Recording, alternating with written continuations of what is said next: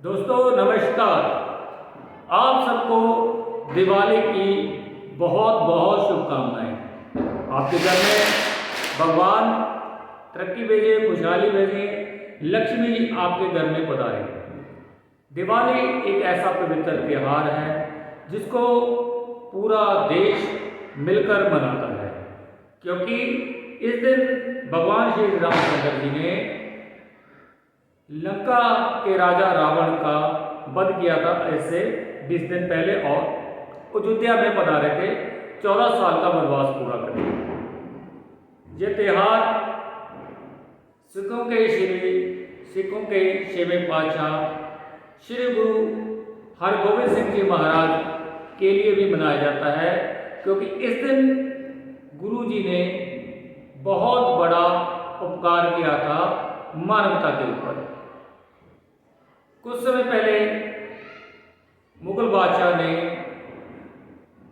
भारत देश के 52 राजाओं को कैद कर लिया था ग्वालियर के किले में।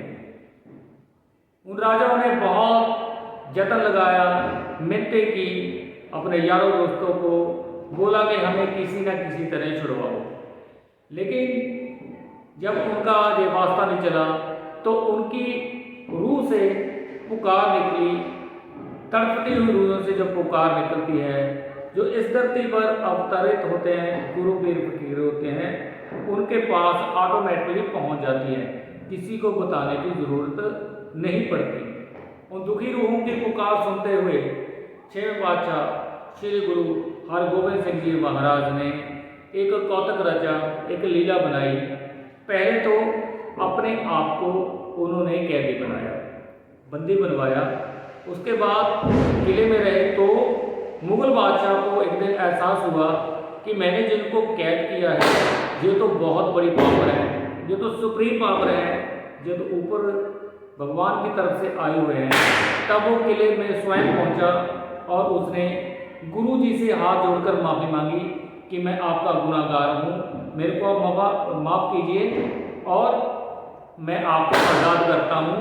आप आदर सहत आप मेरे पधारिए और अपने घर जा सकते हैं।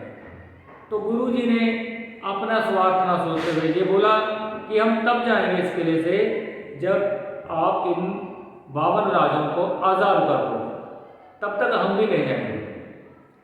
बहुत मुगल बादशाह ने उनको समझाया, लेकिन गुरु जी अपनी ही बात पर अड़े रहे। तब उसके दिमाग में एक बात आई कि क्यों ना इनको मैं शर्त पर रखूं। उन्होंने गुरु जी के आगे शर्त रखी कि आपके वस्त्र को पकड़कर जो भी राजा आपके साथ बाहर जाएगा उसको मैं आज़ाद कर दूंगा, ये मैं आपको पक्का जवाब देता हूँ। गुरु जी ने बोला कि सोच लो, अगर आप ऐसा करते हो तो मैं आपकी बात मानता हूँ, वरना मैं किले से बाहर नहीं जाऊँगा। तो उन्होंने बोला कि मैं आपको जवाब देता हूँ। तब छवें गुरु जी ने एक ऐसी लीला रची कि उन्होंने अपना वस्त्र, जिसको हम चोला साहब बोल देते हैं, उस वस्त्र में से उन्होंने 52 कलियों का लगवाया और उन राजाओं को बोला कि आप एक एक कली को पकड़ लो।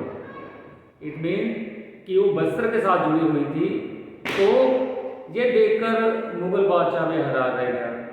वो 52 राजा वो कली को पकड़ कर गुरु जी के साथ बाहर आते गए और उनकी जय जयकार करने लगे। इस कौतुक को देखकर सारी दुनिया दंग रह गई और गुरु जी की जय जयकार करने लगी।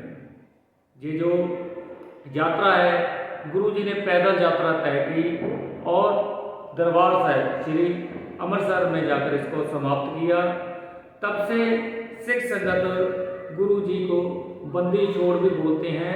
इस दिन दिवाली वाले दिन ये बंदी छोड़ दिवस भी मनाया जाता है। तो ये त्यौहार जो होते हैं हमें एक मैसेज देके जाते हैं कि धर्म जो होता है वो जोड़ना सिखाता है, तोड़ना नहीं सिखाता है। हम सबको मिलकर रहना चाहिए, प्रेम मोहब्बत से रहना चाहिए, क्योंकि ये उम्र बहुत छोटी है।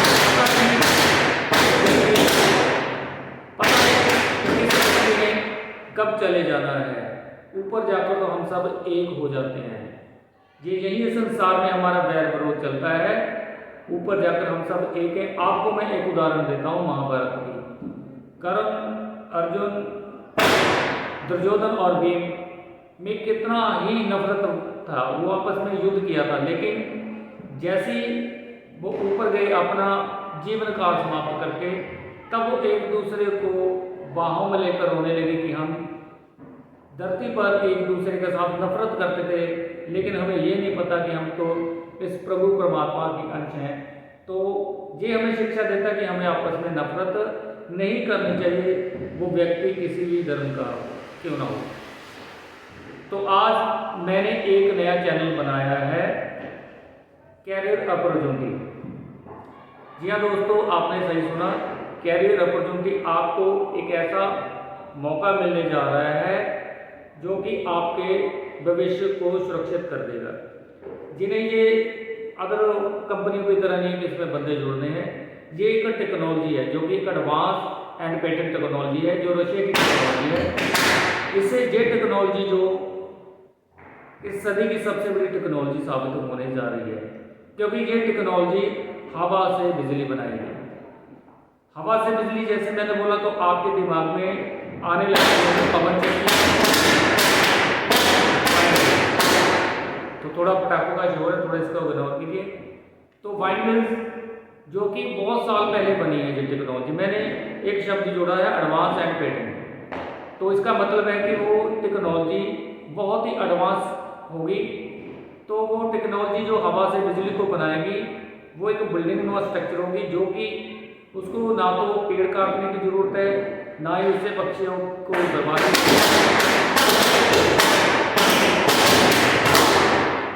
वो नेचर के साथ चलेगी, उसमें लोग रहेंगे भी, और उसके साथ पशु पक्षियों को कोई खतरा नहीं है। ये आप इस चैनल को सब्सक्राइब करें और अपने यारों, दोस्तों, मित्रों, रिश्तेदारों को शेयर कीजिए, क्योंकि इस टेक्नोलॉजी, इस चैनल पर मैं आपको उस टेक्नोलॉजी के बारे में अपडेशन देता रहूँगा। ये टेक्नोलॉजी आपके लिए एक ऐसा मौका बनकर आएगा जो कि आपके भविष्य को सुरक्षित कर देगा। तो आपको एक बार दिवाली की फिर से शुभकामनाएं। नमस्कार।